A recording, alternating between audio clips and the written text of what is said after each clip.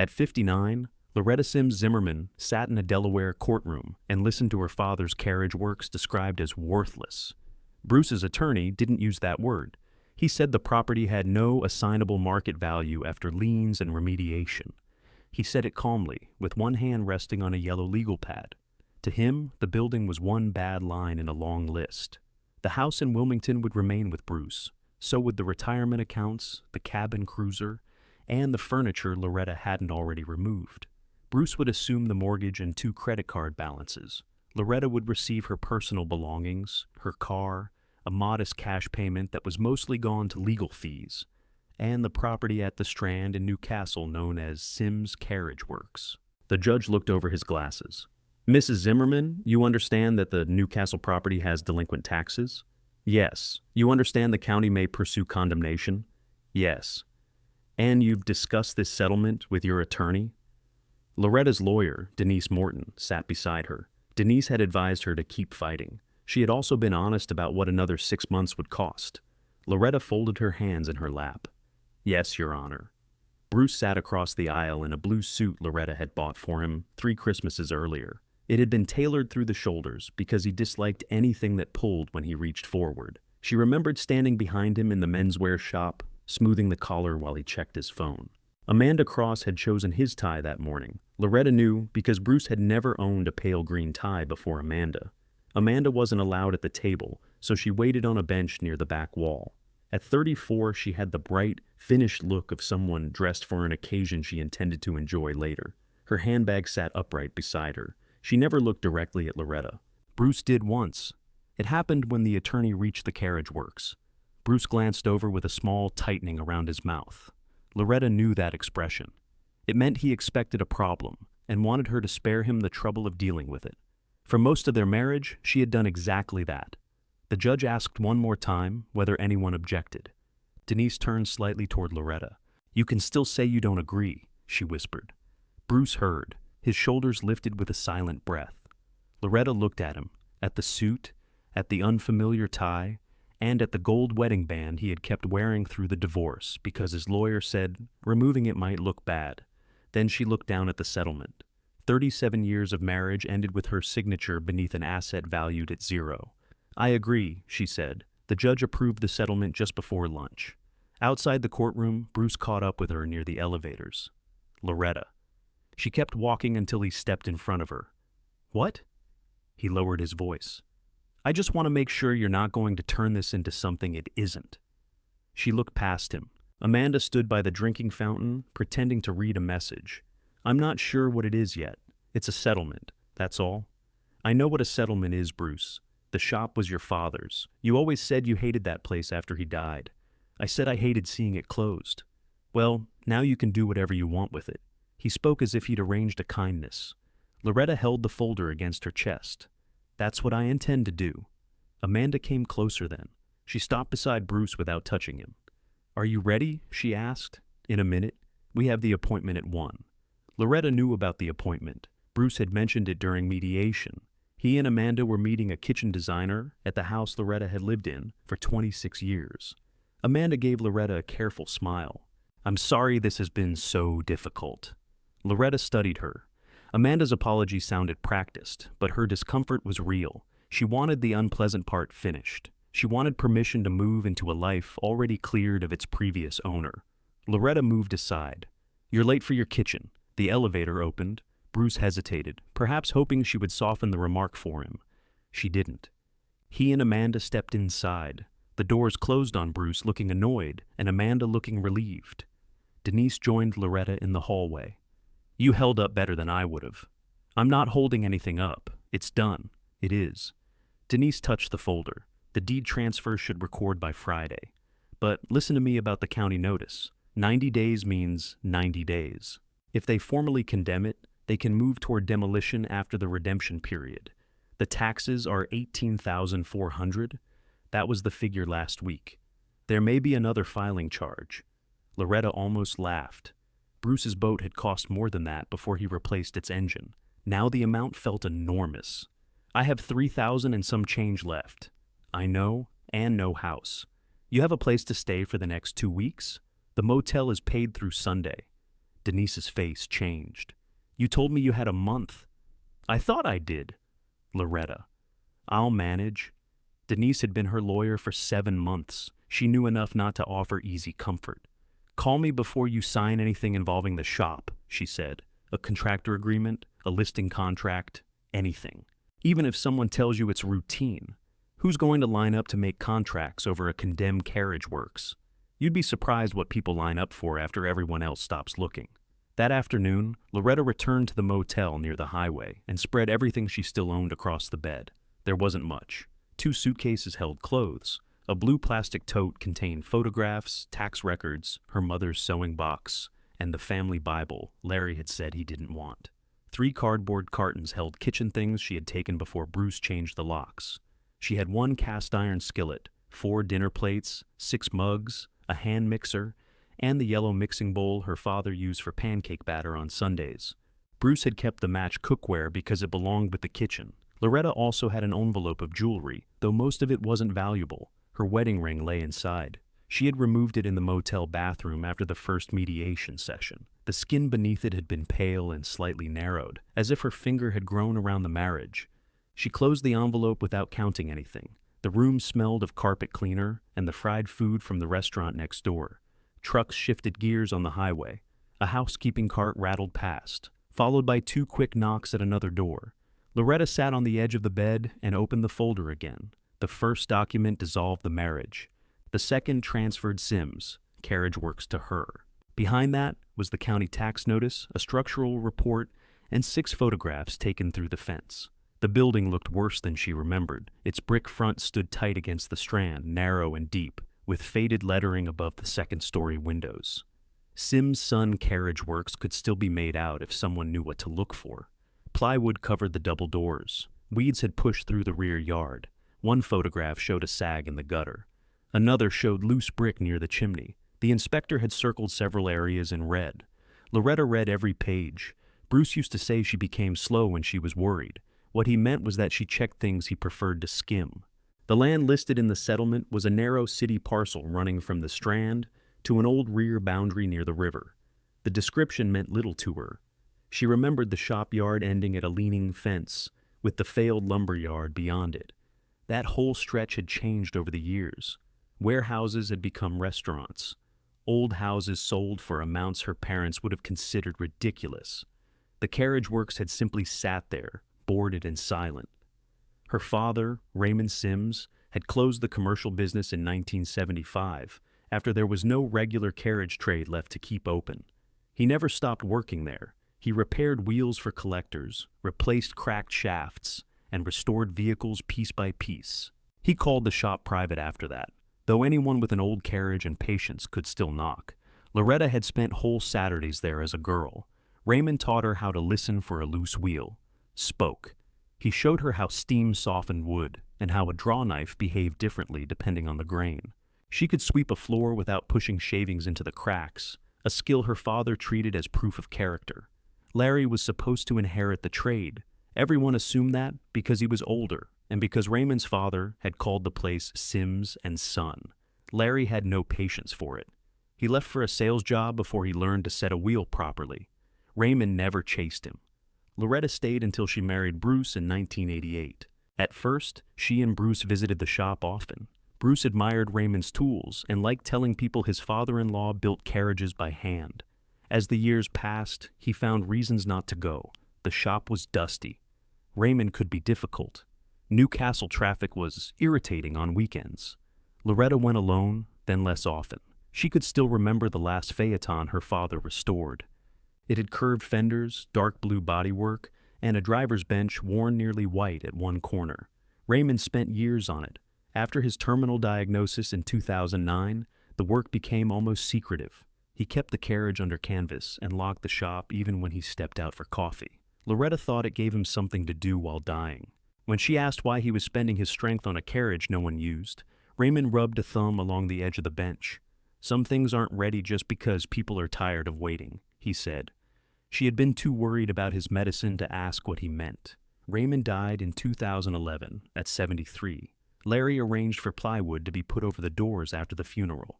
Bruce said they should sell the building before taxes became a problem. Loretta agreed to list it, but no listing was ever completed.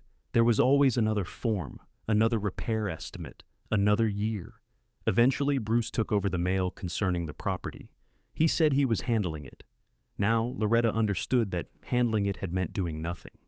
She placed the county notice beside the deed.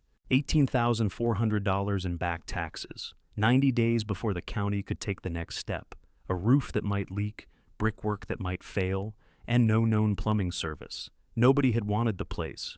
Bruce's attorney had called it a burden. Larry hadn't asked about it in years.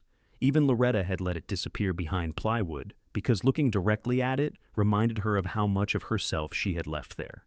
The question wasn't why Bruce had given it up. The question was why Raymond hadn't. He could have sold the building after closing the commercial trade. He had offers. Loretta remembered men coming through with rolled plans and polished shoes. In later years, the land alone should have tempted him. Yet he kept paying taxes, kept repairing the roof, and kept the phaeton inside. Then, after learning he was dying, he sealed the workshop himself. Loretta turned one of the photographs toward the lamp. A strip of paint showed above the plywood. Deep green. Raymond had painted those doors every third spring, whether they needed it or not. Her phone rang. Bruce's name appeared on the screen. She watched it ring twice before answering. "What do you need?" "That's a friendly greeting. We're divorced now." "You don't need friendly." He paused. Bruce disliked finding old rules change without warning. "I wanted to ask about the photographs." "What photographs?" "The albums." "There were 2 in the cabinet under the television. I took one family album. The other was your parents' anniversary album." "Amanda can't find it." Loretta looked at the cartons on the floor. "Maybe she should check your things. There's no reason to be nasty." "That wasn't nasty." "Look, if you have it, just say so." "I don't." Another pause. She heard a cupboard close in the background. "Are you still at that motel?" he asked. "Until Sunday." And then, "I haven't decided. You could ask Larry. He has room. Larry hasn't invited me." "Well, you can't stay at the shop. I didn't say I would. The building isn't safe. That inspection report was very clear." "You read it?" "Of course I read it. You told me the Carriage Works was worthless." "It is worthless. That doesn't mean I wanted you hurt." He sounded almost sincere, and that was the dangerous part. Bruce had never needed to be cruel every minute. He only needed to be kind often enough that Loretta doubted her own measure of him. "Amanda needs you," Loretta said. "Go find her album." She ended the call. For a while, she stayed on the bed with the phone in her hand. Then she stood and began packing. She wrapped the yellow mixing bowl in a motel towel. She put the skillet in the bottom of the larger suitcase and fitted shoes around it. She separated clothing she could work in from clothing meant for court. The court clothes went into a carton. By evening, everything was in her car except what she needed for the night. Loretta slept badly. At 5 in the morning, she woke to someone starting a motorcycle outside. The room was gray. She made coffee in the small plastic machine, drank half, and poured the rest down the sink. At the front desk, she asked whether she could be refunded for the unused nights. The clerk checked the computer. "I can credit you through Sunday, but it may take several business days." "That's fine." "Did something go wrong with the room?" "No. I just found somewhere I need to be." The drive to Newcastle took less than an hour. Morning traffic thinned as Loretta left the highway. She passed brick houses, quiet side streets, and trees heavy with early spring rain. The sky over the river was a flat silver color. She hadn't driven down the Strand in years. The street came back to her in pieces. The curve near the old courthouse, the narrow sidewalks, the painted doors and black iron railings. A delivery van blocked part of the road, while someone carried crates into a restaurant. Then she saw the Carriage Works. It stood between a restored townhouse and a former warehouse with new windows. The brick was dark from rain. Plywood covered the carriage doors and the smaller entrance beside them. A chain-link fence closed off the narrow passage to the rear. The upper lettering was more visible than it had been in the county photograph. Sims' son. The rest disappeared beneath soot and peeling paint. Loretta pulled to the curb and shut off the engine. For several minutes, she didn't move. She could feel the shape of the cast-iron skillet pressing through the suitcase behind her seat. Her whole life had been packed badly and was liable to shift whenever she turned. A sheet of orange paper had been fastened to the plywood. She got out and walked across the wet sidewalk. The notice warned that the structure was unsafe for occupancy. It gave the tax amount, the county office number, and the 90-day deadline Denise had explained. Someone had written possible demolition in thick black letters across the bottom. Loretta touched the plywood. It was damp but solid. The screws were new enough to turn. She looked up at the gutter, then along the brickwork, then through the fence toward the rear yard. She wasn't seeing it as Bruce's lawyer had seen it. She was checking lines, weight, drainage, and neglect. The building had problems. It was not falling down. A man unlocking the townhouse next door glanced at her. "You buying it?" he asked. "It's mine." He looked at the orange notice. "Sorry, so was everybody else." Loretta returned to her car and found the small toolbox she'd taken from Bruce's garage. Most of the tools had belonged to her before the marriage.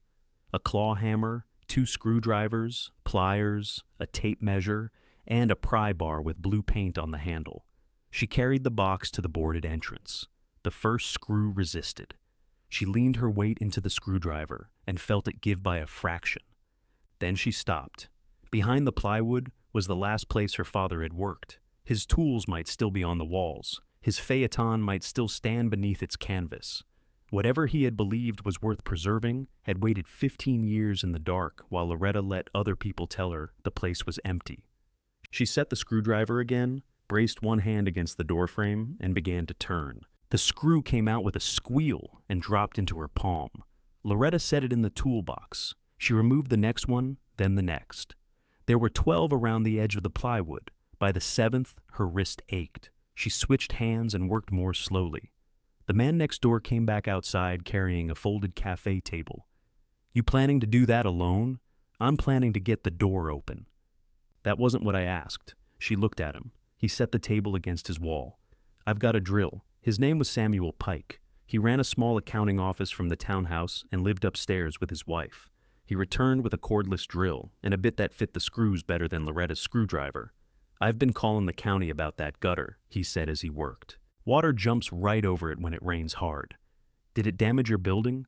"Not yet. It will if nobody deals with it." "Then I'll deal with it." Samuel stopped and looked at her, not unkindly. "You really own this?" "As of this morning. Then you also own the pigeons. I'll try not to become attached." That made him smile. They lowered the plywood together. Behind it stood the narrow entrance door, painted the same deep green Loretta remembered. The glass in its upper half had been covered from inside with brown paper. Dust filled the corners around the lock. Samuel handed back her toolbox. "You have a key?" Loretta took out the ring from the settlement folder. "I have 7. The first was too large. The second went into the lock but wouldn't turn. The third didn't fit at all. The fourth turned halfway and stopped." She leaned closer. The cylinder was stiff, but she could feel the mechanism trying to move. Raymond had taught her not to force an old lock. Pressure broke what patience could open. "Do you have any oil?" she asked. Samuel returned with a small can of spray lubricant. Loretta gave the lock one short spray and waited. She worked the key forward, then back. The lock released with a heavy click. The door opened 3 inches before striking something. Loretta pushed again.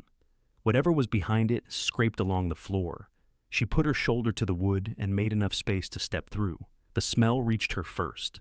Damp brick, old timber, mouse droppings, machine oil, and the sweet dry scent of wood shavings. It was unpleasant, but it was also familiar enough to make her stop breathing for a moment. Samuel shone his phone light past her. "You all right?" "Yes." The object behind the door was an empty nail keg. Loretta rolled it aside with her foot. She found the old switch panel near the entrance and tried 3 switches. Nothing happened. "You want company while you look around?" Samuel asked. "I'd appreciate it." The front room had once been the receiving area. Customers brought in wheels, shafts, harness fittings, and whatever else had broken. A long counter divided it from the workshop. Raymond's handwritten tags still hung from hooks along the wall, their ink faded but readable. "Morris Wheel. Fell cracked. Hub to be checked." A calendar from 2011 hung beside the office door. March had been turned forward, though Raymond died in February. Loretta touched the bottom edge of the paper. Someone had come in after his death and changed the month. She couldn't remember doing it. Samuel moved his light toward the main workshop. Good Lord. The room beyond rose through both floors, with tall windows covered from outside and a timber roof supported by iron rods. Workbenches lined the walls. Hand tools hung above them in the dark outlines. Several had been removed, but most remained exactly where Raymond kept them. 3 carriage shapes stood beneath gray canvas covers. The largest was near the back. Loretta knew its outline. The phaeton. A drop of water struck the canvas over another carriage, then another. She looked up. Rain had found a gap near the chimney flashing. It ran down a roof timber and gathered at the lowest point before falling. "There's your first problem," Samuel said. Loretta found a galvanized bucket beneath one of the benches. She placed it under the drip. The first drop struck the bottom with a hollow note. The brick near the forge was damp, but the roof boards looked sound around it. The leak was narrow and recent. That mattered. Water spreading across rotten boards would have meant a different problem. She walked farther into the room. Her shoes pressed tracks through the dust. The forge stood cold against the north wall, its hood furred with cobwebs. A rack of wheel rims leaned nearby. Raymond's shaving horse sat beside the workbench, and his leather apron hung from a peg. Loretta lifted the apron from the wall. The leather had gone stiff at the shoulders. One pocket still held a piece of white chalk and 2 square nails. She put it back carefully. At the rear, a pair of broad carriage doors opened toward the yard. They had been secured with a crossbar from the inside. Loretta lifted it, but the left door wouldn't move. Swelling and rust had locked it against the stone threshold. She went to one of the covered windows and pulled the brown paper away. Gray daylight entered through dirty glass. The workshop changed at once. It was neglected. It was crowded. It was going to need weeks of clearing before anyone could inspect it properly. It was not a ruin. Loretta had lived with Raymond's work long enough to see the difference. The roof line was straight. The principal beams were dry, except near the leak. The floor dipped where it always had near the forge, but the joists beneath the center aisle didn't move when she tested them with her weight. Samuel rubbed a clean patch into one window. "This doesn't look like the county photographs. The photographs were taken through the fence. The inspector was inside last fall." "How?" Larry let him in. "I saw them." Loretta turned. "My brother was here. Older fellow, gray jacket, red pickup. That's Larry. He met the inspector by the rear gate. They were inside maybe 20 minutes. Larry had never mentioned it. During the divorce, he had called twice. Once to say he was sorry, and once to ask whether Bruce planned to sell the boat. Did anyone else come with them? Not that day. Has anybody been inside since? Samuel thought about it. A man came around in December. Nice coat, expensive shoes, took pictures from the sidewalk. I assumed he worked for the county. Did he say that? No, I didn't ask. Loretta looked toward the rear doors. The crossbar was in place. The front door had been locked. Someone with a key could have entered, but that didn't mean they had. Raymond had given copies to Loretta, Larry, and Joan Mills years ago. Bruce probably had one somewhere too. Samuel checked his watch. "I need to open the office. My first client comes at 9. "Of course." "Thank you." He paused at the entrance. "My wife and I have a ladder that reaches the lower roof. It won't get you to the chimney. That still helps. And I know a roofer who will tell you the truth, but he won't be cheap. I'm not ready for cheap or expensive yet. You're just opening the door. For now." After he left, Loretta stood alone in the center aisle. Rain tapped the upper windows. Water continued dropping into the bucket near the chimney. The sound traveled through the room. She took photographs of every wall before touching anything. Raymond had taught her to do that when dismantling a carriage. A person always believed she would remember where every piece belonged. She never did. Next, Loretta opened the small office. The desk had been emptied after the funeral. Drawers stood open. A metal filing cabinet remained against the wall, but its contents were gone except for blank invoice sheets and several folders of old supply catalogs. The telephone sat on the desk. She lifted the receiver out of habit. There was no tone. A narrow sink occupied one corner. Loretta tried the tap. It coughed once and gave nothing. She wrote on the back of an old invoice, "Roof leak, no power, no water, rear doors stuck, possible pigeons." She added locks, taxes, and inspection. Then she sat in Raymond's chair. The cushion released a little breath of dust. She looked at the list and felt the first edge of panic. Every item cost money. Even disposing of rubbish cost money now. The county wanted $18,400 before it would consider her current. She had less than 1/4 of that. Selling was the reasonable choice if anyone would buy it. She could call a commercial agent, accept whatever remained after the lien, and rent a room somewhere. Bruce would approve of that. Larry would probably say she should have done it years ago. Loretta turned the invoice over. On the clean side, she wrote one sentence. "Do not sell anything until you know what it is." She underlined it once. That wasn't a plan. It didn't fix the roof or pay the taxes. It was only a decision to stop agreeing before she understood the question. She took out her phone and searched for Ray Holt. The number she had was old. She called anyway.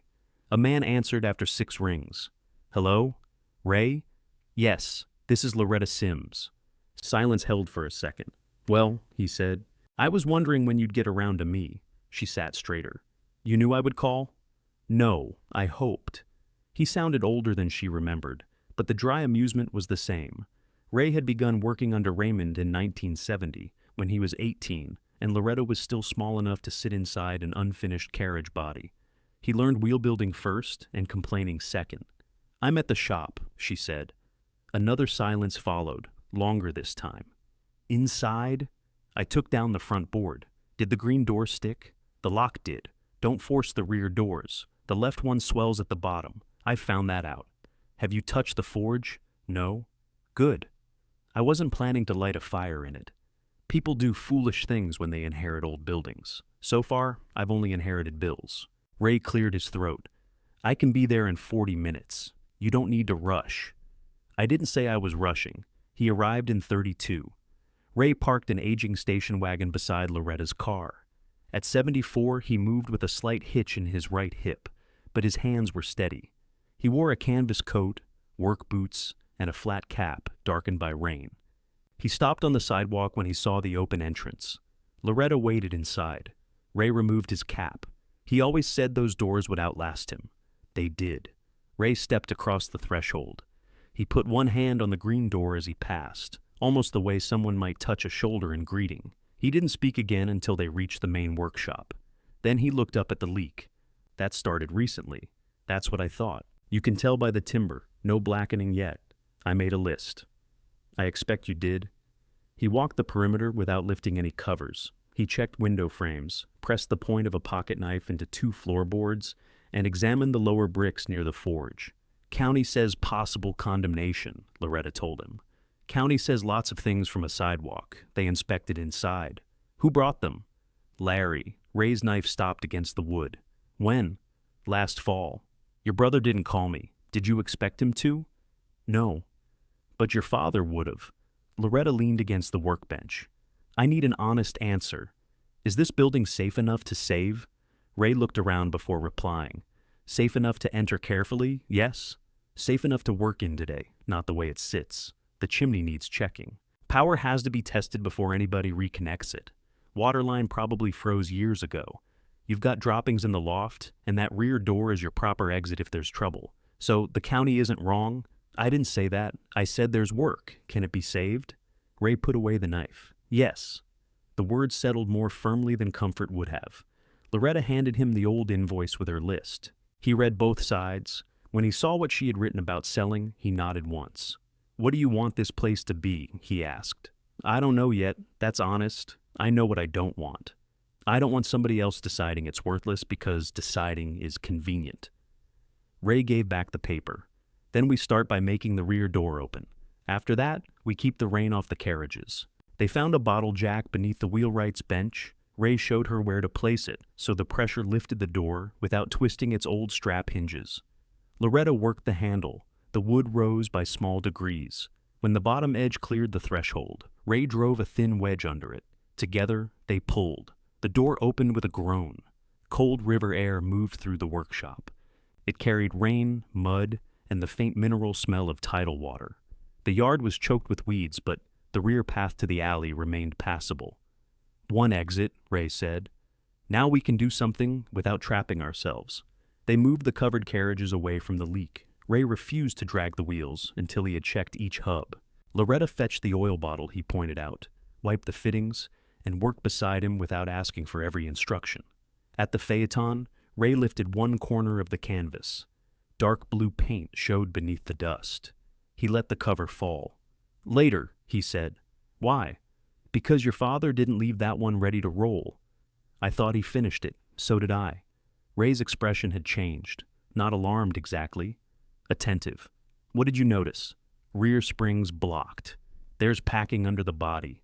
Raymond never stored a finished carriage that way. Maybe he was still working on it. Maybe. They cleared broken crates and fallen plaster from around the forge. Loretta swept, while Ray sorted anything worth keeping. The work warmed her. Dust caught in her hair and settled along her sleeves. Near noon, her broom struck a raised floorboard. The board had warped near one end. Loretta bent to examine it. That was flat before, Ray said. Before when? Before Raymond got sick. Loretta pressed the board. It moved.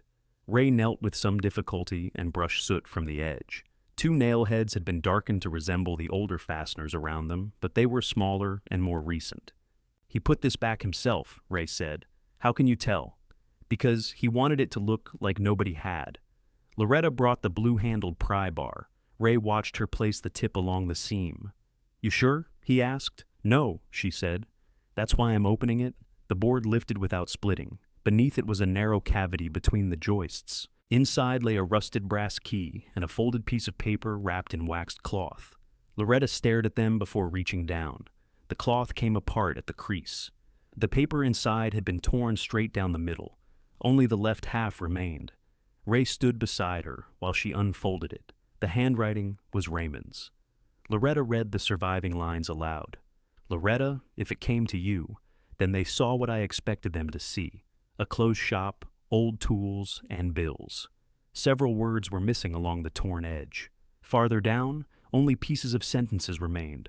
Don't argue with them until... Keep the doors. Ask Joan about... At the bottom, one complete line crossed the torn edge far enough to be read. The phaeton keeps the rest. Neither of them touched the carriage. Ray asked for a clean envelope. Loretta found one in the office, then wrote the date and the place where they'd found the letter across the front. You should photograph it before it goes in there, he said. She did. Front, back, torn edge, waxed cloth, key, and the cavity beneath the floorboard. She included a ruler and several pictures. Raymond had once made her photograph a damaged wheel from 6 angles before he would let her remove one spoke. Evidence changed when hands moved it. Ray held the brass key by its narrow stem. This isn't for any door in the shop. You're sure? Too small. Too fine. The bow of the key had been stamped with a tiny letter S. Rust covered most of its teeth, but the metal beneath looked intact. Loretta wrapped it in a clean shop rag. Why tear the letter? She asked. So finding one part wouldn't be enough. That doesn't answer why. No, it doesn't. Ray looked toward the phaeton. Loretta could tell he wanted to uncover it, but he wanted to protect it more. The roof still leaked. The floor around the vehicle was crowded. They had no electricity and only the gray light coming through 2 dirty windows. We wait until we can see what we're doing, she said. Ray nodded. That's what Raymond would have said. Her phone rang in the office. The county number showed on the screen. Loretta answered. The woman introduced herself as Marcy Dean from Code Enforcement. Her voice was brisk, but not unfriendly. We received notice that the front boarding was removed at Sims Carriage Works. Loretta looked toward the open door. Samuel had likely reported it, or someone passing had. The orange notice required the owner to notify the county before changing access. I removed one panel so I could inspect my property. Are you occupying the structure? No. Are you performing construction? I opened a rear door and moved equipment away from a roof leak. There was a pause. Loretta heard a keyboard. Mrs. Zimmerman, the building is under an unsafe structure notice. No construction can begin until a stabilization plan has been submitted. I haven't begun construction. Will you be at the property this afternoon? Yes. An inspector can meet you at 2. Is this the same inspector who came last fall? No. Mr. Hahn retired in January. I'll send Craig Bell. After the call, Loretta wrote 2 o'clock on her list. Ray had heard enough. County moves quickly when a door opens. They ignored it for 15 years. A closed building is paperwork. An open one is responsibility. At 1:30, a roofer named Calvin Nash arrived. Samuel had called him before opening his office. Calvin wore a red rain jacket and carried a ladder on one shoulder. I've got 20 minutes, he said. I can look. Looking's free. He climbed to the lower roof, examined the gutter. then used a second ladder to reach the slope near the chimney. Loretta watched from the yard while Ray steadied the bottom. When Calvin came down, he wiped rain from his face. Flashing pulled away on the riverside. "That's your leak. Gutter brackets failed at the front. You've got 2 loose slates I can see." "How much?" Loretta asked. "To stop the leak today, replace the bracket, and secure the loose slate, $1,200. That's not a new roof. It's not a warranty on everything I haven't seen." $1,200. I need a lift for part of it. Street access adds cost. What happens if I wait? Calvin looked at the sky. More rain tonight. That timber's held this long, but water doesn't get tired. Loretta had $3,418 in her account. Her motel refund wouldn't appear for several days. The county wanted $18,400. She also needed food, fuel, somewhere to sleep, and whatever an inspector required next. "Can you do the chimney flashing and loose slate for $900? She asked. "Not the gutter. I'll clear the gutter and replace the bracket from Samuel's ladder." Ray glanced at her but said nothing. Calvin considered it. $950. "I can start tomorrow morning. $900 paid when you finish. You negotiate like your father. He usually got what he asked for. He usually fed me lunch. I can add lunch." Calvin held out his hand. $900 in lunch. Loretta shook it. At 2, Craig Bell arrived in a county vehicle. He was younger than Loretta expected, with a clipped beard and clean boots that quickly picked up workshop dust. He examined the entrance notice first. "You can remove boarding for inspection," he said, "but it has to be secured again whenever the property is unattended. I'll buy a proper hasp. Don't drill into historic trim without approval. The screws are already there. That's fine." Craig walked the building with a tablet. Loretta followed. Ray stayed close enough to hear. The inspector tested the rear doors, photographed the roof leak, and checked the floor near the forge. He didn't seem eager to condemn anything. That helped, though he also didn't overlook much. "The prior report says possible joist failure here," he said. Loretta looked down. "On what basis?" "Visible deflection. The floor has dipped there since the 1970s. Old doesn't mean safe, no, but a dip isn't a failed joist." Craig looked at her, then at Ray. Ray said, "Open the access hatch beneath the trimming bench. You can see the joists." The hatch was hidden behind a stack of wheel rims. They moved the rims aside. Craig crouched with a flashlight and examined the space under the floor. After several minutes, he stood. "I don't see active failure. There is moisture along the north foundation. You'll need a structural assessment before the unsafe notice can be lifted." "Does that assessment require demolition?" Loretta asked. "No." "Does anything you saw today require demolition?" "Not today." The words gave her more relief than she showed. Craig entered a note on the tablet. "The tax issue is separate. Your redemption period began with formal service of the notice last week.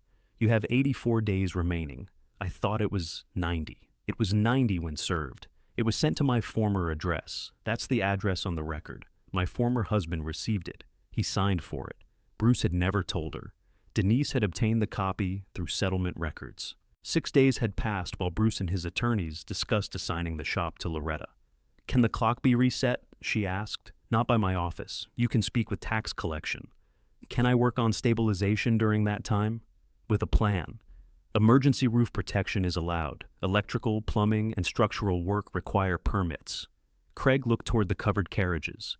"You also need a fire inspection before operating any commercial equipment, especially that forge." "I understand." Outside, he gave her a printed sheet. "Submit proof of insurance within 10 business days. If you can't insure it, the county may require the building to remain boarded." Loretta read the line twice. "An unsafe structure policy is going to cost more than a normal policy. Probably. And I can't get a normal policy until the notice is lifted. That's usually the difficulty." He wasn't being sarcastic. That made it worse. When Craig drove away, Loretta sat on the carriage step by the rear doors. $900 for the roof. Insurance within 10 business days. A structural report. Permits. 84 days before the tax deadline. Ray sat beside her, leaving space between them. "You can still walk away," he said. "Do you think I should?" "No. But you wanted to say it. You should know the door isn't locked behind you." Loretta folded the county sheet. "It was locked behind me for 38 years. Ray rubbed one hand over his knee. "Then don't make another decision because you think you have no choice." She understood what he meant. Keeping the shop out of stubbornness could trap her just as surely as leaving it because Bruce expected her to. "I'm staying until I know why Dad kept it," she said. "After that, I'll decide. That's enough for today." A truck stopped at the curb. Loretta recognized the red pickup Samuel had described. Larry got out wearing a gray jacket and loafers, unsuitable for the wet sidewalk. At 63, he had Raymond's height and their mother's narrow face. He stood beside the lowered plywood as if someone had damaged property he supervised. "What are you doing?" he asked. Loretta rose.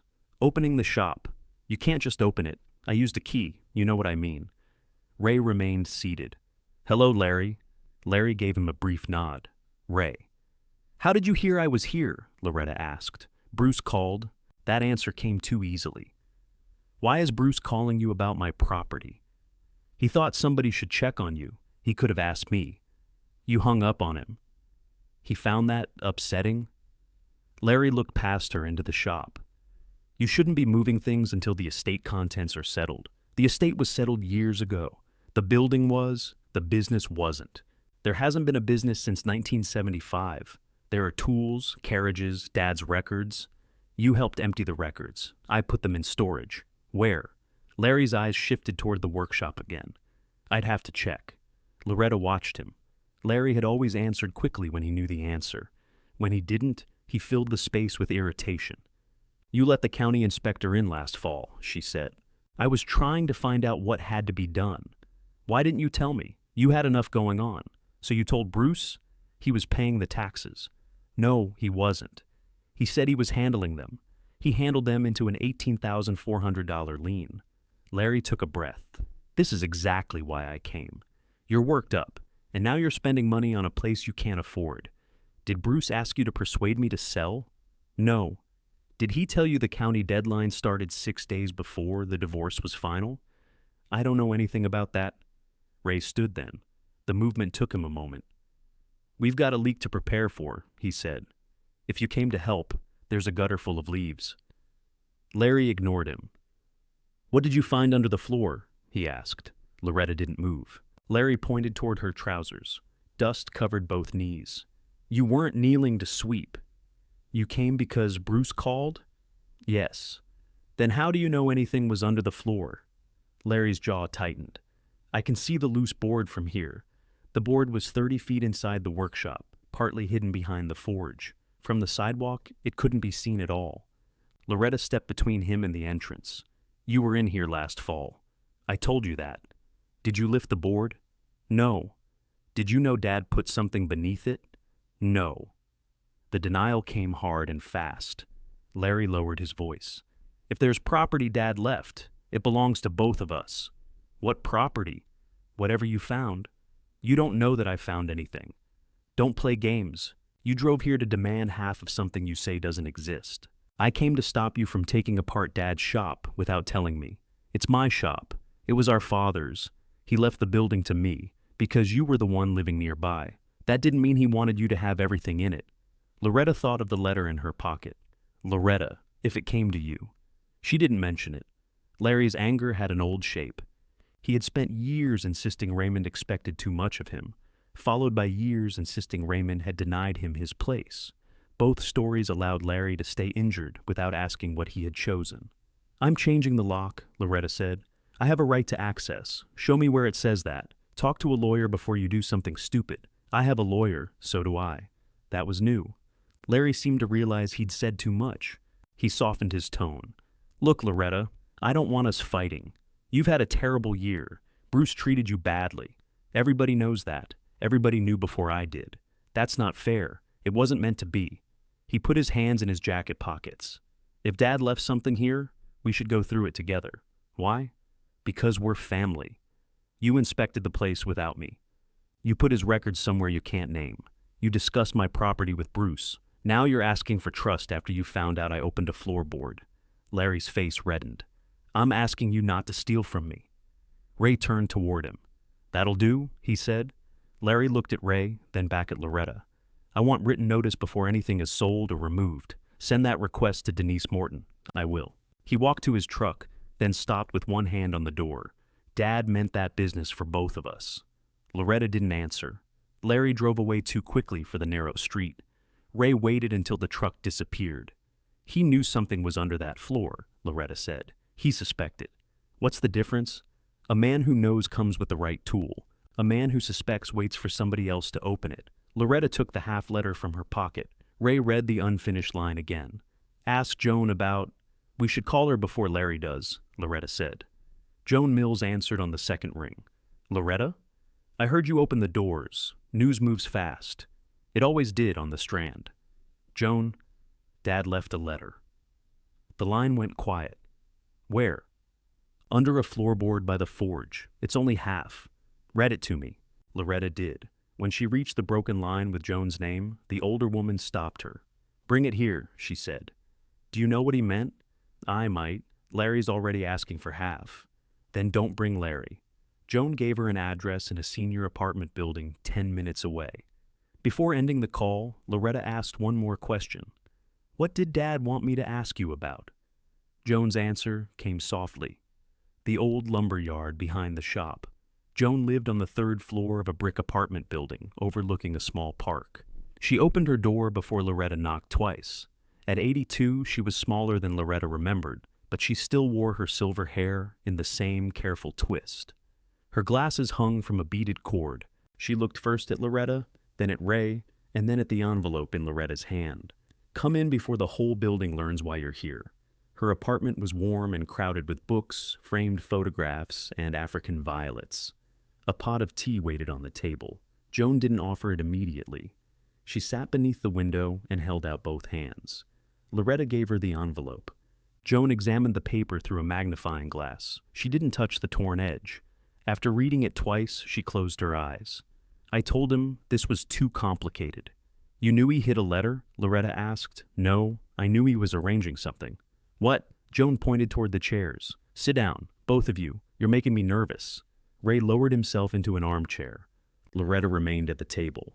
Joan poured tea, added milk to her own cup, and began. When I started keeping your father's books in 1972, the carriage trade was already going down. There was still repair work, but not enough new work. Raymond watched every dollar. That sounds like him, Loretta said. He had 2 sets of property tax bills, one for the shop and one for land behind it. Loretta leaned forward. The lumber yard. Part of it. The lumber business behind the carriage works had failed in the late 1960s. Loretta remembered the yard as piles of gray boards, broken fencing, and a long shed near the river. By the time she spent regular Saturdays at the shop, most of it had been cleared. The bankruptcy trustee divided the property, Jones said. A warehouse company bought the larger section. Your father bought the narrow half-acre that touched the rear of his shop. Why? He never gave me one answer. Some days he said he needed river access. Other days he said he didn't want a warehouse built against his back wall. He bought riverfront land? Loretta asked. In 1968. Ray set down his cup. I never knew that. He didn't want people knowing. He thought the warehouse buyer would pressure him to sell if they realized he owned the piece they needed for direct access. Loretta tried to fit the land into her memory. The workshop yard had ended at a fence. Beyond it stood weeds, old timber, and a rough path toward the water. Raymond had treated the fence as a boundary. Where was his land? Beyond the fence. All the way to the river? Joan nodded. Why wasn't it in the estate? I don't know that it wasn't. The deed was recorded. The tax bills came through the shop office for years. They weren't in Dad's files after he died. Joan looked toward Ray. Ray said, Larry cleared the office. Then asked Larry. I did. He says the records are in storage, but he can't remember where. Joan's mouth tightened. Raymond kept the river parcel in a separate ledger. He paid those taxes from restoration money, not from the household account. After your mother died, he became even more particular about it. Loretta took out the county parcel description from her folder. Joan read it. This is the shop lot. Only the shop? Unless the county combined them, and this doesn't look combined. Wouldn't a title search have found the other deed? A good one should have. But the river parcel never used the same street address. It was listed by an old survey reference. Raymond complained about that whenever the bills were late. Loretta thought about Bruce's attorney calling the property worthless. She thought about Larry bringing an inspector through the workshop, then arriving minutes after Bruce learned she had opened it. Did Larry know about the riverland? Not from me. Did Bruce? Raymond never trusted Bruce with money. That isn't an answer. No, Joan said. It's the answer I have. She returned to the letter. The line with my name probably refers to the deed. Raymond came here about a year before he died. He asked whether I remembered the lumberyard purchase. What did you tell him? I told him I remembered everything that ever caused trouble in his books. Despite herself, Loretta smiled. Joan continued. He asked me to describe the original deed. I said it had a blue county stamp, an embossed seal near the bottom, and a survey drawing attached with 2 brass fasteners. He wanted to know whether a copy would be enough. Enough for what? He didn't say. What did you tell him? I told him the recorded copy at the county mattered most, but the original would make things easier if anyone disputed the parcel description. Ray looked at the half letter. He was checking his proof. That's what I thought. Did he say where the deed was? No. He said he had put it where greed couldn't find it quickly. Loretta felt a chill that had nothing to do with the rain. Those were his words? Exactly. Joan passed the letter back. Raymond believed people showed their intentions when they thought an object had no value. He could be severe that way. Was he testing me? Joan studied her face.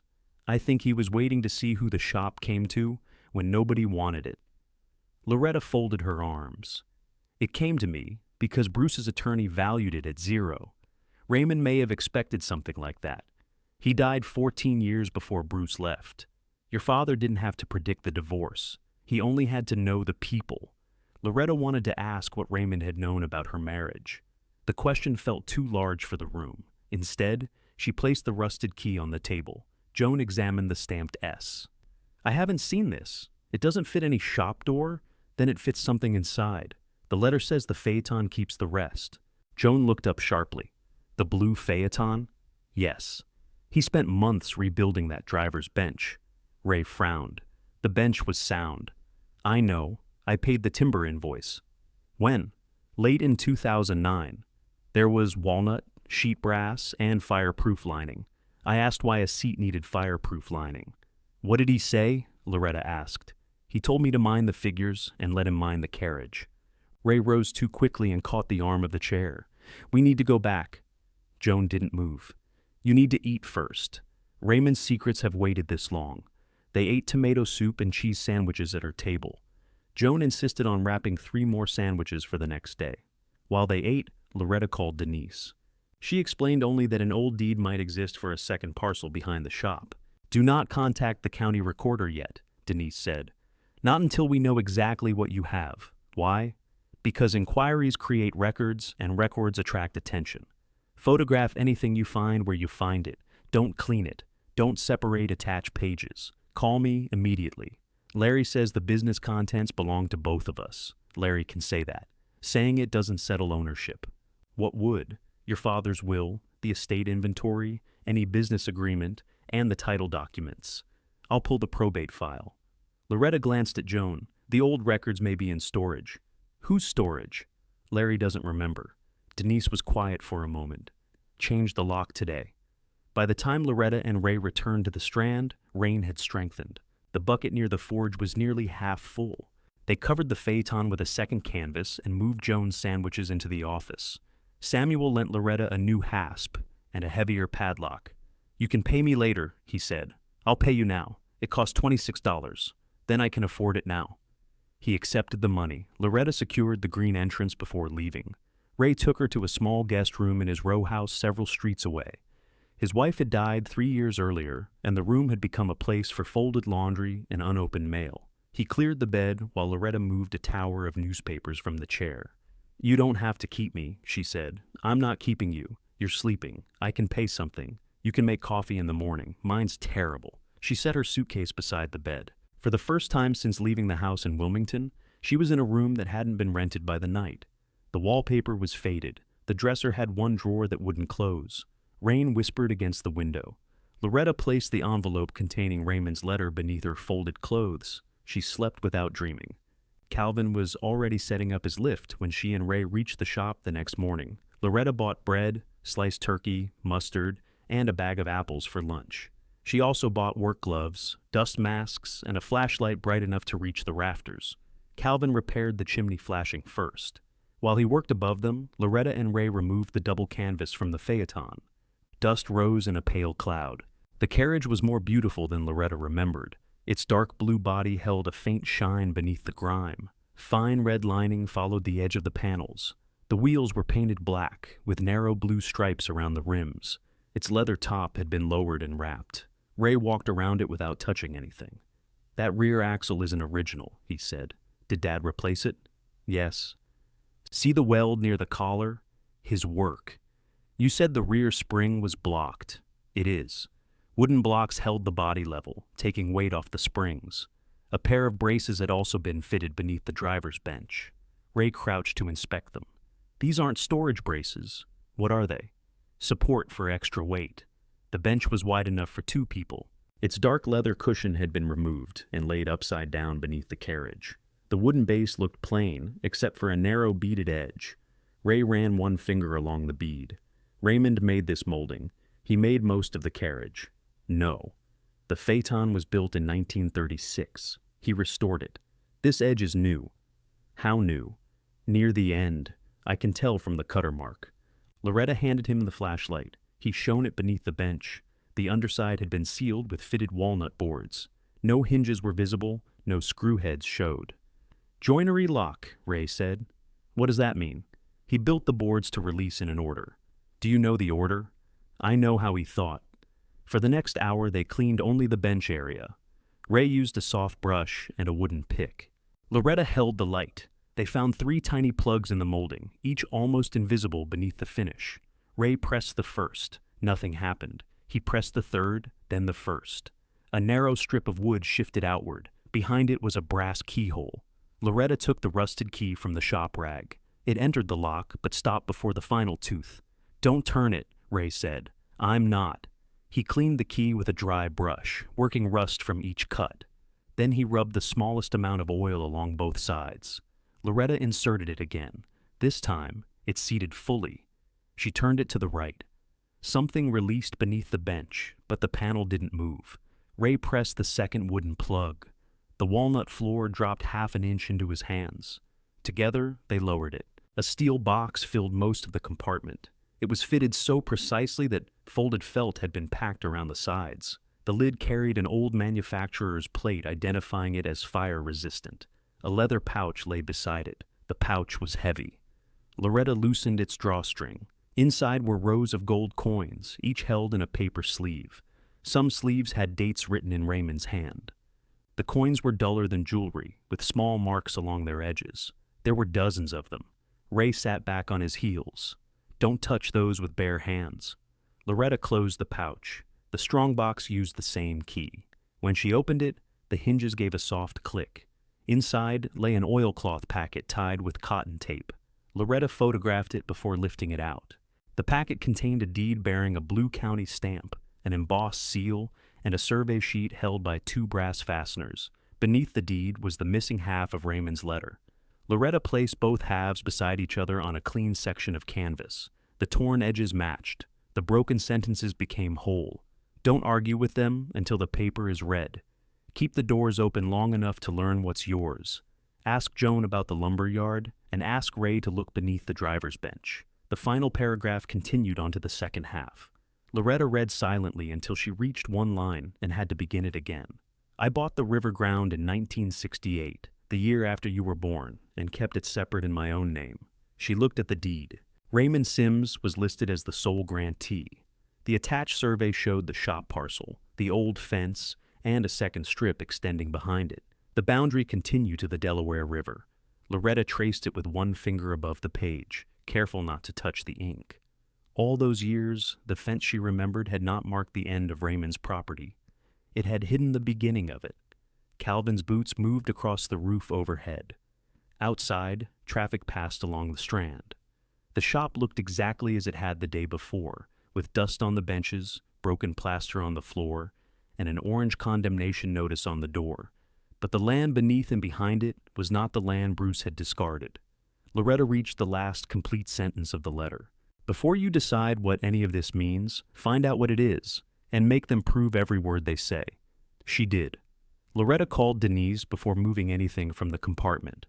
Denise came to the shop with a document case, cotton gloves, and a portable scanner borrowed from her office. She read the joined letter first. Your father knew this could become disputed. Does the deed prove the land is mine? It proves Raymond bought it in 1968. We still need the estate file and a certified copy from the recorder. He left the shop to me. He did, but this second parcel wasn't listed separately in the estate inventory. We may need to reopen that part of probate and show it passed under the land provision or the remaining property provision of his will. Does Larry get half? Not simply because he asks. Denise photographed the strongbox, the compartment, and the joinery around it. She asked Loretta and Ray to write down everything they had done since entering the shop, including who had been present. Then she examined the coins without removing them from their paper sleeves. These could be valuable. They could also be ordinary collector coins in very good packaging. You need an authenticator. Joan said, Dad saved gold. Joan's memory helps. It isn't an appraisal. Loretta appreciated the distinction. She was already afraid of trusting good news too quickly. Denise arranged for the strongbox and pouch to be stored in a bank vault under an evidence receipt. The original deed went with them after scanning. Loretta kept the two halves of the letter in a protective folder. By late afternoon, the roof no longer leaked. Calvin accepted $900 and 2 turkey sandwiches. He gave Loretta a written description of the emergency work for the county. That flashing should hold, he said. Get the chimney inspected before you use the forge. I will. You planning to reopen this as a shop? I'm planning to find out if I can. Calvin looked toward the phaeton. If that thing ever rolls out the front doors, call me. My mother used to point at this building whenever we passed. Said people came from 3 states to have wheels fixed here. After he left, Catherine Shaw called. Denise had contacted her because Catherine handled historical vehicles for a regional auction house. Catherine asked precise questions about the carriages, then asked whether Loretta knew Peter Gonzalez. No, he conserves vehicles and transportation pieces for museums. If he agrees to inspect them, listen to him before anyone cleans a thing. I haven't cleaned them. Good. Dust makes people impatient. Impatience ruins old finishes. Catherine and Peter arrived 2 days later. Peter spent the first hour looking rather than talking. He examined maker's plates, wheel hubs, upholstery tacks, paint layers, and the underside of each carriage. He used a small light and magnifying lens, but removed nothing. The phaeton held his attention longest. This vehicle was built in 1936, he said. The body and chassis agree with that date. Raymond restored it in stages. How can you tell? Loretta asked. The original fasteners differ from his replacements. His repairs are excellent, but he didn't try to falsify age. That helps. Peter studied the compartment beneath the bench. This part is later. Much later. 2009? Ray asked. That would be consistent with the materials and tool marks. I'll need samples and records before I put it in writing. Catherine walked around the other 2 carriages. One was a light road cart built by Raymond after he took over the shop. The other was a formal carriage Raymond and Ray had restored for a hotel that closed before paying the final bill. Catherine asked Loretta whether either had been advertised. Not since Dad died. Don't advertise them now. Why? Because I don't want someone offering you $20,000 before you learn whether they're worth 10 times that. Loretta glanced at Denise. Catherine noticed. That's not an appraisal, she said. It's a reason to wait. Peter later inspected the coins at the bank. He confirmed they were gold, mostly minted before 1933, and that the paper sleeves appeared to have been labeled by Raymond over several decades. How much? Loretta asked. I don't value collections. Catherine can arrange that. But this isn't a souvenir pouch. The first confirmation reached the county through Denise's request for the recorded deed. By the following morning, the parcel office had connected Raymond's old survey reference to the half-acre behind the shop. Marcy Dean called Loretta. We need to amend the unsafe structure file, she said. The rear parcel affects access. Does that change the deadline? No, but it changes the site record. It also changed who noticed the property. Todd Williamson left his card at the shop that afternoon. His company represented the Brandywine Point Marina project, which was assembling access along the river. Loretta called the number from Denise's office. Todd spoke pleasantly. We've had trouble identifying the owner of that small parcel. It was sitting under an old survey number. It has an owner. Yes, and now we know who to speak with. What do you want? A conversation. Nothing more at this stage. Your parcel touches land our client already controls. I'm not selling anything. I haven't made an offer. You wouldn't have called if you didn't intend to. Todd laughed softly. That's fair. May I ask whether the deed has been confirmed? It's recorded. That wasn't quite my question. It's the answer you're getting.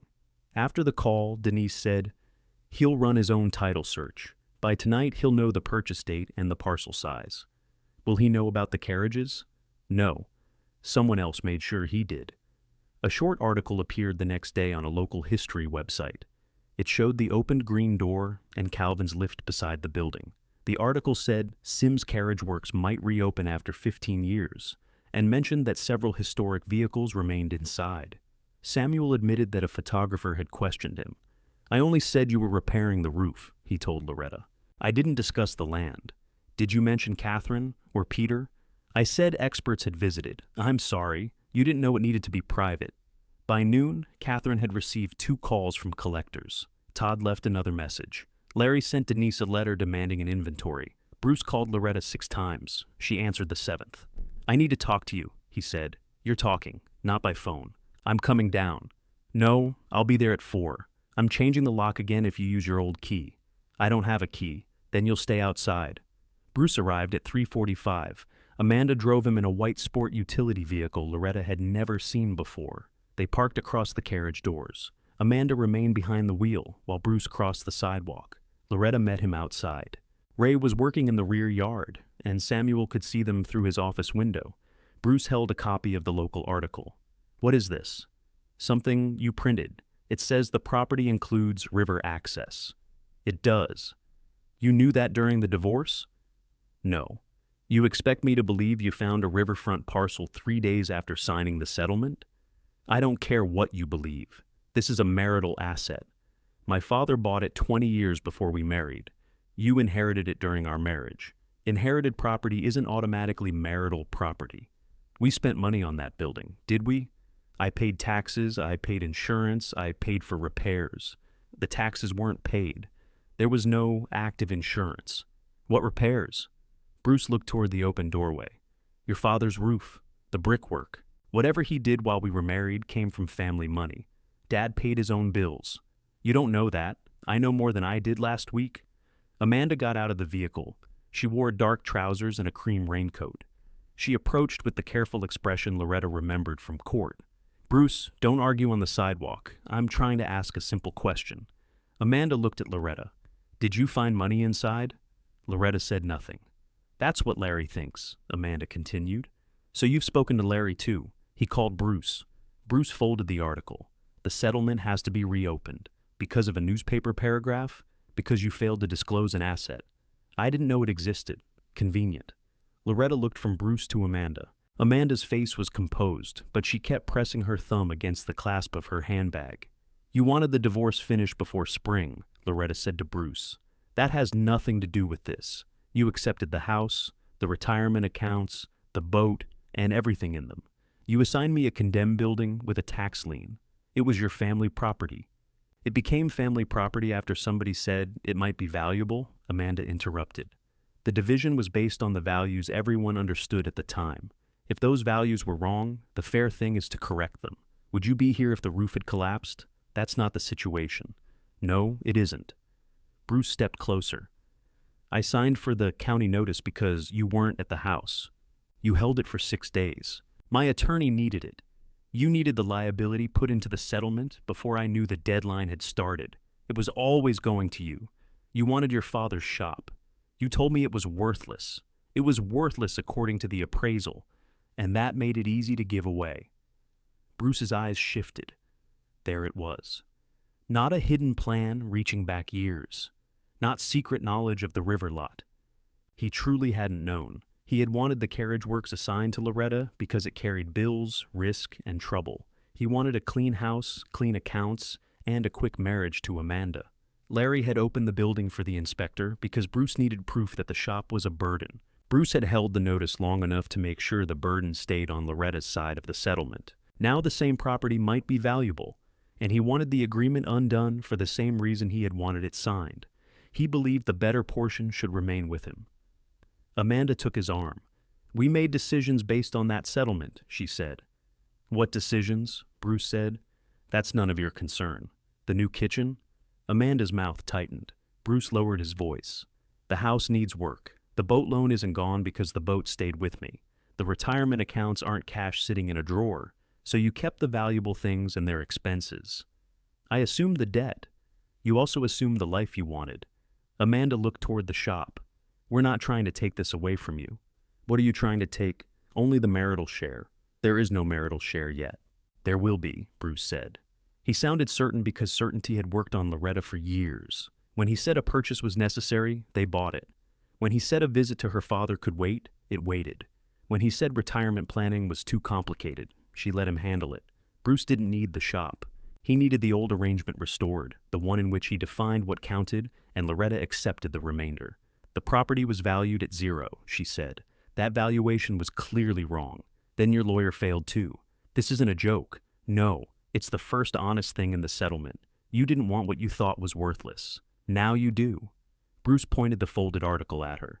If you force this into court, the judge will see exactly what happened. I hope so. Amanda pulled him back. Come on, we shouldn't be doing this here. Bruce let her lead him to the vehicle. Before getting in, he turned. Don't sell the land or those carriages. Loretta stood beneath the faded Sims Sun lettering. You don't give instructions here, she said. Amanda drove away. Ray came through the workshop carrying a rusted section of gutter. He didn't know, he said. No. Does that help? Loretta watched the white vehicle disappear around the corner. It tells me what he'll do next. By the next morning, Denise had filed a notice preserving the property while ownership was reviewed. It doesn't prove your case, she told Loretta. It tells everyone not to transfer, remove, or damage anything until the documents are sorted out. Does it stop Bruce? It makes consequences clearer. Denise had also found Raymond's will in the old probate file. They read it at her office with Joan, and Ray seated across the conference table. The will was brief. Raymond left personal gifts to several friends, a savings account to Larry, and the carriage works to Loretta. The important sentence came beneath the shop address. It included all machinery, tools, vehicles, records, fixtures, adjoining rights, and land used in connection with the workshop. Joan tapped the page. He wrote that after he bought the river lot. He signed this version in 1986, Denise said. The purchase was already 18 years old. Then the land came to me, Loretta said. That is our position.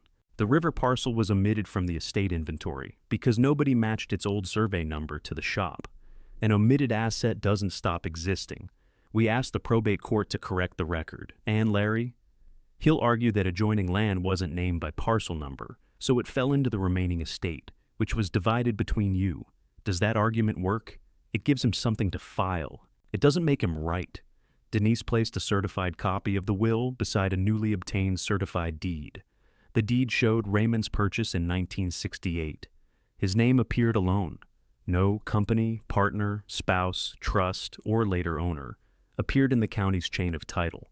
The recorder confirmed this yesterday, Denise said. The parcel was never sold, transferred, or pledged. Then why did the taxes stop? Loretta asked. The county's records changed systems twice. Bills for the river parcel were mailed under the old survey description. After your father died, they were returned. Eventually, the balance was attached to the shop file because the parcel shared access. How much of the lien belongs to the river land? Just under $5,000. The rest belongs to the shop. Ray frowned. So, the county could find the connection when it wanted payment. It often works that way, Denise said. Joan had brought a box of her own records. Raymond had given it to her when she retired from keeping his books. Inside were carbon copies of checks, tax receipts, and annual summaries tied with cotton string. She found the river parcel ledger near the bottom. Every payment carried Raymond's name. After commercial trade ended, restoration fees covered the taxes and repairs. No Zimmerman account appeared. No check carried Bruce's signature. Bruce says marital money paid for the shop, Loretta said. Joan adjusted her glasses. Then he should produce a canceled check. He handled our accounts. Handling isn't paying. Denise scanned every page. This ledger supports the deed. Peter's report will support the contents. We still need an independent property appraisal. Todd had offered to arrange one. Denise refused and hired a commercial appraiser with no connection to the marina project. The appraiser spent 2 days studying river access, zoning, comparable sales, flood maps, and the narrow route behind the shop. He asked Loretta whether she planned to sell. No, that may change after you read my report. It may not. His confidential valuation arrived at the end of the week. The half-acre river parcel was worth approximately $2,200,000 to an ordinary buyer. To a developer needing access between existing holdings, it could be worth more. Loretta read the figure at Ray's kitchen table. He was making coffee badly as promised. "Does that look real to you?" she asked. "It has a lot of zeros. I know how many zeros it has." "Then why ask me?" "Because I'm afraid I'll read it again and they'll be gone." Ray sat opposite her. "They might change. Land prices do. That didn't help." "You didn't ask for help. You asked if it was real." She pushed the report toward him. "The county wants $18,400. I couldn't pay that last week. Now a person says the land is worth more than $2 million and I still can't pay the tax bill. Value and cash are different tools. I know. You can sell something. I don't know what I can sell without losing the shop. Then finish learning what you have." Peter returned with conservation equipment and an assistant from his museum. Loretta required both to sign the property log before entering. She had learned to pay attention to every hand and every page. They spent 3 days documenting the Phaeton. Peter identified its original maker and matched its chassis number to a surviving production register from 1936. Raymond's later work appeared in several clear stages. The axle and body repairs dated from his private restoration period. The concealed compartment dated to 2009. Peter showed Loretta the difference through magnified photographs. "See these curved cuts?" "Yes. Those match tool marks on your father's bench planes. The brass came from the batch listed on Jones' invoice. The walnut matches stock stored in the loft." "So Dad made the compartment. I can say that with professional confidence. And the rest of the Phaeton? He restored it.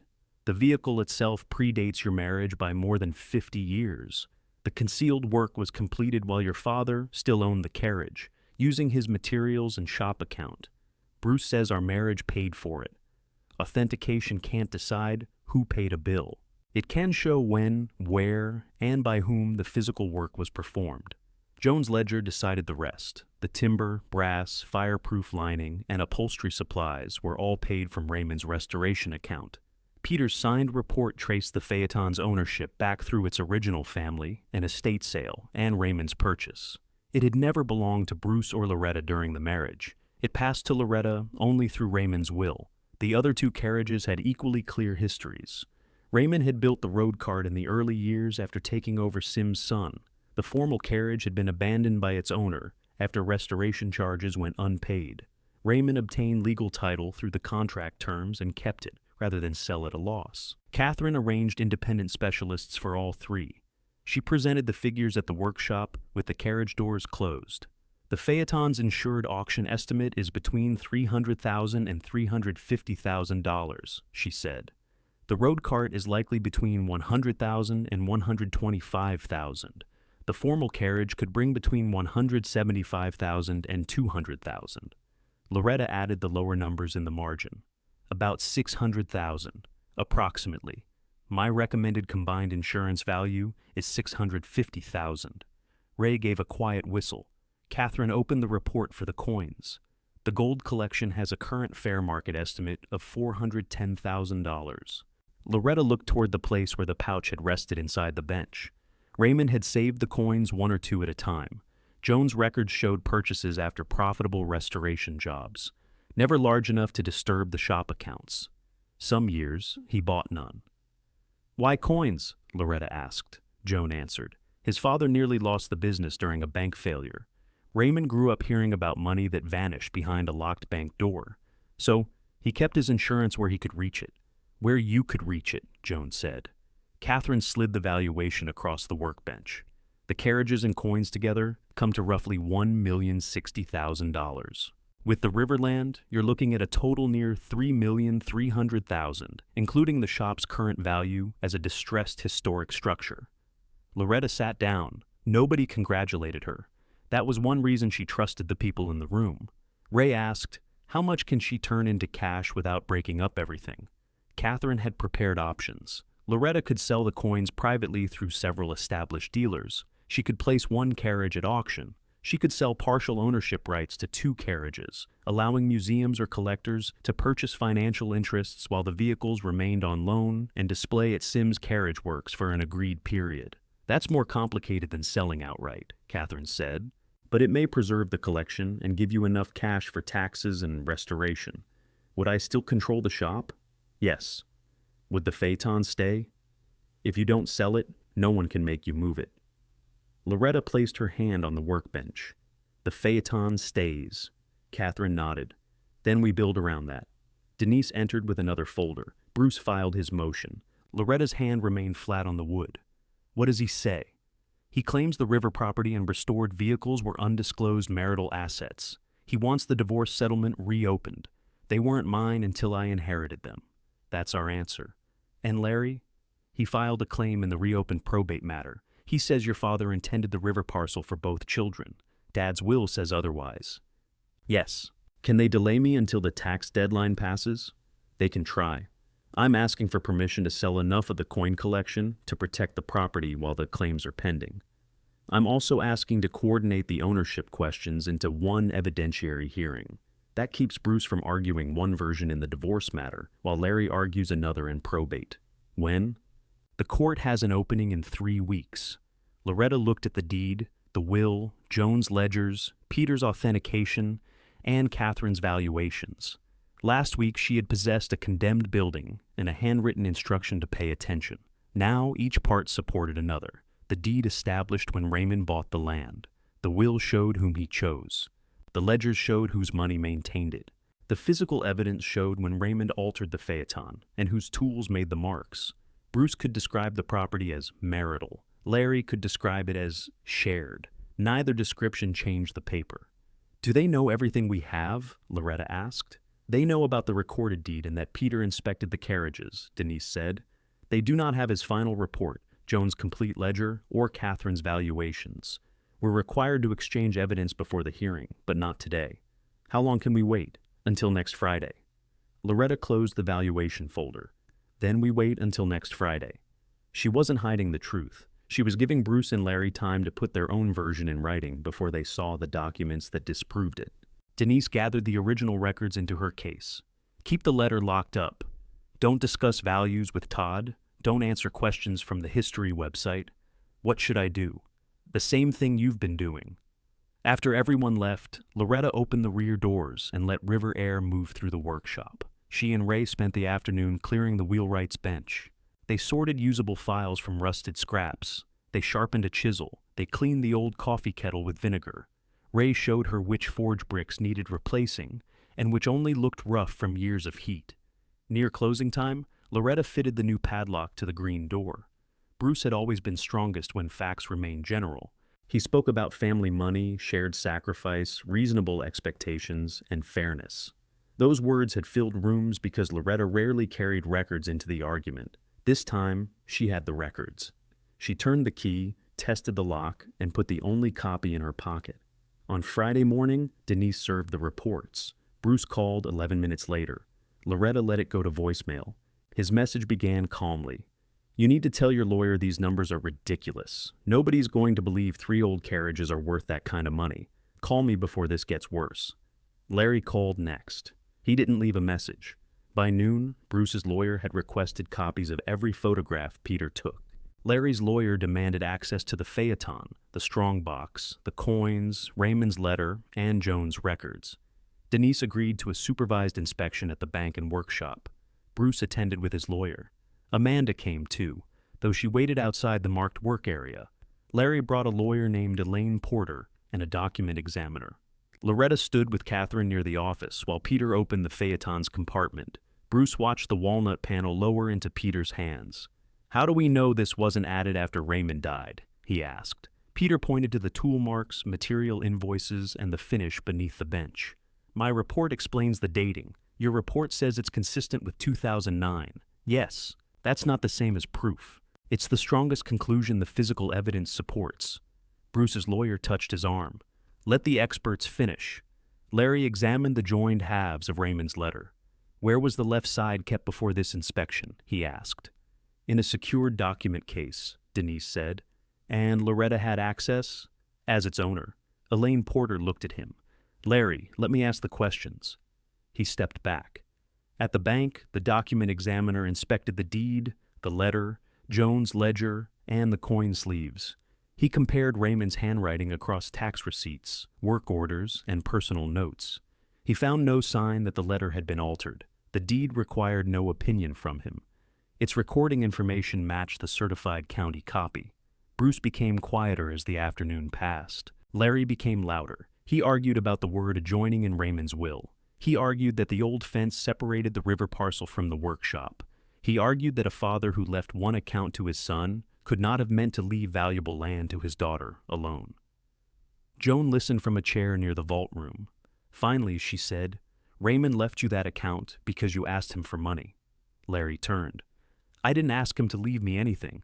You asked him to help with your business debt. He put money aside instead. You received it after he died. That has nothing to do with the land. No, it has to do with your claim that he forgot you. Elaine placed a hand on Larry's sleeve. That's enough for today. Outside the bank, a woman from the local history website waited near the steps. Bruce stopped to speak with her. Loretta continued toward Denise's car. The article appeared that evening. Its headline read, He left her at 59 for a younger wife. So, she reopened her father's boarded carriage works. Loretta read it twice, then closed the page. The facts were accurate, but the sentence made her life sound like something decided in one afternoon. It left out the wet roof, the tax forms, the rust beneath the forge, and Ray lowering himself to the floor when his hip hurt. It also left out Bruce's court motion. That changed the next morning, when Bruce issued a written statement through his lawyer. He said the public had heard only one side of a private financial dispute. He said he supported historic preservation, but assets acquired and improved during a marriage had to be divided fairly. Amanda shared the statement on her social media page. Larry gave the website a separate interview. He said Sims Carriage Works was a family legacy that should belong equally to Raymond's children. He described himself as the son who had carried the family's practical responsibilities after Raymond's death. Loretta showed that line to Ray. What practical responsibilities? She asked. He ordered the plywood. He didn't pay for it. Bruce did. Then, perhaps, he supervised. Loretta folded the article and used it beneath a tin of penetrating oil to protect the bench. She didn't answer publicly. Instead, she met the structural engineer, submitted the stabilization plan, and obtained temporary insurance. Catherine advanced part of the appraisal fee against a future sale agreement, which allowed Loretta to pay for permits without using the remaining money in her account. The engineer found water damage near the north foundation, but no failed joists. The chimney needed lining. 2 upper window frames needed repair. The county agreed to suspend demolition action. While the tax deadline remained active and approved, work progressed. Loretta posted the approval inside the green door. Samuel brought over a frame for it. People read notices more respectfully when they're behind glass, he said. Is that an accounting rule? It ought to be. A week before the hearing, Todd requested a private meeting. He arrived at Denise's office with a rolled site plan and an offer letter. His company was prepared to pay $2,400,000 for the river parcel and the rear access strip. Loretta read the offer. You said the land was worth more to a developer who needed it. It is, Todd said. This reflects that. It's $200,000 above the independent appraisal. It also gives you immediate funds to clear taxes and restore the building. What happens to the rear yard? We would construct a controlled access lane along the north edge. What happens to the workshop during construction? We'd protect it. How? Todd unrolled the plan. A shaded strip ran beside the carriage works. It cut across the yard and widened near the water. The final design is flexible. The lane would block the broad rear doors, not permanently. We can provide scheduled access. The carriages can't leave through the front without closing part of the strand. That's a city coordination issue. So if I sell, my working entrance becomes something your company schedules. Todd sat back. We're offering a significant premium. You're offering enough that you expect me not to mind what I lose. Denise hid a smile by looking down at the plan. Loretta returned the letter. I'm not accepting this. May I ask whether that decision is final? It's final for this offer. Todd rolled the plan again. The court dispute could affect your bargaining position. It could affect yours too. How? If Bruce or Larry wins, you'll be negotiating with people who want cash quickly. That's what you're waiting for. Todd didn't deny it. The offer remains open until the hearing, he said. 3 days later, Bruce's attorney listed Todd's company as a possible purchaser in a proposed division of the assets. Bruce wanted the court to order a sale if the property was declared marital. Larry proposed the same thing in his claim. He asked either for half ownership or for a sale and equal division. Their positions had finally joined. Neither wanted to operate the shop. Neither wanted the Phaeton to remain where Raymond placed it. The carriage works was useful to them, only if it could be converted into money. The hearing took place on a Tuesday morning. The courtroom was larger than the one where Loretta's divorce had ended. A high ceiling made every cough carry. 2 long tables faced the judge's bench. Denise sat with Loretta on the left. Bruce and his lawyer occupied the center table. Larry and Elaine Porter sat to the right. Amanda took a seat directly behind Bruce. Ray, Joan, Peter, Catherine, Todd, Samuel, and Marcy Dean sat in the public benches. The history website sent the same woman who had waited outside the bank. About a dozen other people came because they had read the articles or remembered the shop. Loretta hadn't expected that many. Denise leaned toward her. "Look at me, not them. I'm looking for the exit. It's behind us." "I know." The judge entered. Everyone stood. He explained that the hearing would establish a shared factual record for the disputed parcel, the contents of the carriage works, and Bruce's motion concerning the divorce settlement. He would hear the claimants first because they were asking to change the current ownership records. Bruce's lawyer began. He described a marriage in which Bruce earned most of the household income, while Loretta managed domestic responsibilities. He said Raymond's workshop had been maintained during that marriage using shared resources. He argued that Loretta knew more about the property than she disclosed during divorce negotiations. Then Bruce took the witness chair. His lawyer asked whether he had supported Loretta's father financially. "Yes," Bruce said. "How?" "I covered expenses when Raymond couldn't. Materials, repairs, property costs. It wasn't formal. He was family. Did Mrs. Zimmerman know?" "Of course." Loretta felt Denise's hand touch the table, a warning to remain still. Bruce said he signed the county notice because Loretta had left the marital home and become difficult to reach. He denied withholding it. He said the settlement value of 0 had been provisional because nobody knew the workshop contained substantial assets. "Did you believe Mrs. Zimmerman knew about those assets?" his lawyer asked. "I believe she knew there was something. She went directly to the shop after court and opened the exact floorboard containing the key." Ray shifted behind Loretta. Bruce continued. "She had barely visited the place in years. Then, within days, she found a hidden deed, gold, and carriages worth hundreds of thousands. That's hard to accept as coincidence." His lawyer asked what outcome he wanted. "A fair division of property accumulated and preserved during our marriage. Would that include selling the river parcel?" "If necessary." "And the vehicles?" "Yes." Bruce returned to his seat with the expression he wore after closing an important deal. Amanda touched his shoulder. Larry testified next. He said Raymond had always intended Sim's son to pass to both children. He described the shop as their shared childhood inheritance and the river land as an extension of it. "Did your father ever tell you the river parcel belonged to Loretta alone?" Elaine asked. "No." "Did he ever tell you he intended to exclude you?" "No." "Did Loretta notify you before opening the concealed floor?" "No." "Did she allow you to participate in searching the Phaeton?" "No." Larry said he entered the building with a county inspector because someone had to protect it. He claimed the records removed after Raymond's death had been damaged by moisture and eventually discarded. Loretta looked at Joan. Joan's lips pressed into a thin line. Elaine asked what Larry believed Raymond would have wanted. "He would have wanted us to share everything. If Loretta keeps the shop, I should receive half the land value and half the value of whatever was inside. And if she can't pay that amount, the property should be sold."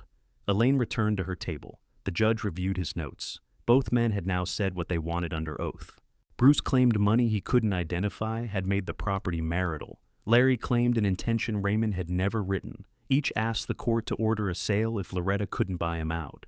Denise opened the first evidence folder. The judge looked toward her. "Ms. Morton, you may call your first witness." Denise stood. "Loretta Sims Zimmerman." Loretta walked to the witness chair and swore to tell the truth. Denise began with the morning after the divorce. "Why did you go to the carriage works? I had nowhere else that belonged to me." "Did you know about the river parcel?" "No." "The gold?" No. The compartment inside the phaeton? No. How did you find the first half of Raymond's letter? I was clearing the floor with Ray Holt. A board near the forge moved under my broom. Denise showed her photographs taken before the board was lifted. The time and date were preserved in the files. Why did you photograph it? My father taught me to record old work before taking it apart. Did anyone tell you which board to open? No. Did you go directly to it? No. I spent most of that day opening doors, catching rain in a bucket, and speaking with the county. A few people in the gallery smiled. Bruce didn't. Denise handed Loretta the joined letter. Please read the sentence concerning the river property. Loretta read Raymond's words aloud. I bought the river ground in 1968, the year after you were born, and kept it separate in my own name. Denise placed the certified deed on the evidence screen. The county stamp filled the wall behind Loretta. Raymond's name appeared alone beneath the description of the half-acre parcel. The purchase date was 20 years before your marriage? Yes. Did Bruce contribute to that purchase? No. He was 3 years old when Dad bought it. Bruce's lawyer objected to the remark, but the judge allowed the answer. Joan testified next. She identified Raymond's ledgers and explained the separate workshop account. Bruce's lawyer asked whether family money could have passed through without being recorded. Anything can happen without being recorded, Joan said. That doesn't make it bookkeeping. Did you see every dollar Raymond received? I saw every dollar he deposited into that business. Mrs. Zimmerman may have given him cash. She may have given him a sandwich too. Neither one is in your evidence. The judge asked Bruce's lawyer whether he had a canceled check, bank transfer, receipt, or repair invoice connecting Zimmerman money to the shop. He had none. Peter then explained the phaeton's physical history. He showed the original construction marks from 1936, Raymond's restoration work, and the concealed compartment built in 2009. The materials matched Joan Mills's invoices, he said. The tool marks match planes still hanging in the workshop. The compartment was made by Raymond Sims while the carriage remained his property. Catherine authenticated the valuation process. Denise didn't ask her to repeat every figure. She asked only whether the appraisals were independent and whether Loretta had sold anything before ownership was challenged. Yes, they were independent, Catherine said. No, she had not.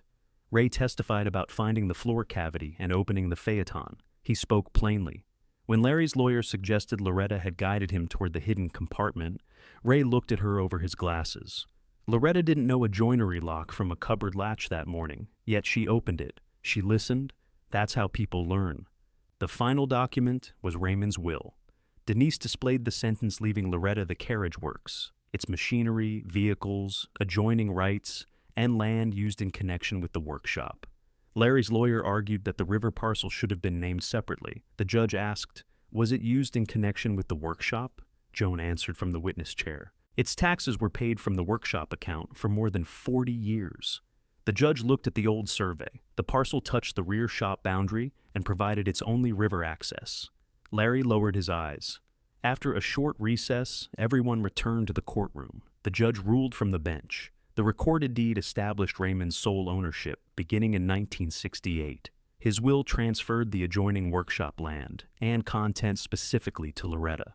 The omitted parcel would be added to the estate record and distributed under that provision. Larry's claim was denied. The carriages had belonged to Raymond before passing by inheritance. The gold had been purchased through Raymond's separate account. No evidence showed that Bruce acquired, maintained, or improved any of those assets with marital funds. Bruce's request to reopen the divorce settlement was also denied. The settlement remained final. Outside the courtroom, Todd approached Loretta near the steps.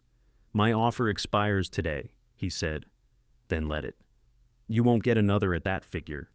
"I don't need another at that figure." Catherine joined Loretta, and Todd glanced at the valuation folder beneath her arm. "What would you consider?" he asked. "A lease for a narrow right-of-way along the north boundary. The land stays in my name. The rear doors remain accessible every day. Your company maintains the lane, drainage, and river edge. That will cost us more over time." "Yes." Todd studied her for a moment. "Send me the terms."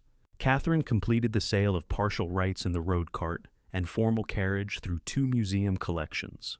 Both vehicles would remain at Sims Carriage Works for public display and scheduled conservation work. The first payment cleared the $18,400 lien before the county deadline. Loretta kept the Phaeton and the gold collection. Todd's company later accepted a long-term right-of-way lease with a substantial first payment and yearly rent. The access lane curved around the rear yard instead of crossing it. The river lot remained hers. Bruce sent no apology. His lawyer sent confirmation that the matter was closed. Larry came to the workshop a month later, carrying a wooden case. "I found this in my garage," he said. Inside was Raymond's best plow plane. "You told me the records were damaged and discarded," Loretta said. "They were. All of them?" Larry looked toward the workbench. "I don't know. That answer isn't enough anymore." He nodded slowly. "Can I come back?" "You can visit when I'm here. You don't get a key. You don't remove anything. If you find another box of Dad's records, you bring it unopened." "That sounds like rules for a stranger. It's what I can offer." Larry left the plane and went home. He returned 2 weeks later with 3 cartons of invoices. Loretta accepted them. She didn't give him a key. Restoring the shop took the rest of the year. Calvin finished the roof. Masons reset the loose brick. The chimney received a new liner, and an electrician replaced the dangerous wiring without removing Raymond's old switch handles. Samuel helped Loretta reconcile bills at the front counter. Joan organized the recovered records in labeled cabinets. Ray rebuilt the forge with Loretta beside him. On the first morning, they lit it. Smoke rose correctly through the hood. Ray heated an iron tire, while Loretta turned it with long tongs. His hip required more rest than he liked, so she placed a stool near the forge and never mentioned why. They repaired the green carriage doors instead of replacing them. Beneath layers of weathered paint, the original timber remained sound.